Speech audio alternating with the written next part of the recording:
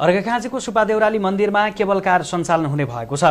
सुपादेउराली मन्दिरमा आउने आन्तरिक तथा बाह्य पर्यटकलाई लक्षित गरी केबल कार सञ्चालनको प्रक्रिया अगाडि बढेको हो। जिल्लाको सन्धिखर्क नगरपालिकाले धार्मिक तथा पर्यटकीय क्षेत्र सुपादेउराली मन्दिरलाई लक्षित गरेर केबल कार सञ्चालन गर्ने भएको हो। सन्धिखर्कको नगरसभाबाट केबल कार सञ्चालन गर्न अनुमति दिने निर्णय भएसँगै नयाँ परियोजनाको सञ्चालनको बाटो खुलेको हो। असार 13 गते बसेको नगर कार्यपालिकाको बैठकले सुपादेउराली केबल कार प्रणालीलाई उद्योग दर्ताका लागि सिफारिस गर्ने निर्णय गरेको सन्धिखर्क नगरपालिका नगर प्रमुख कृष्ण प्रसाद श्रेष्ठले जानकारी दिनुभयो।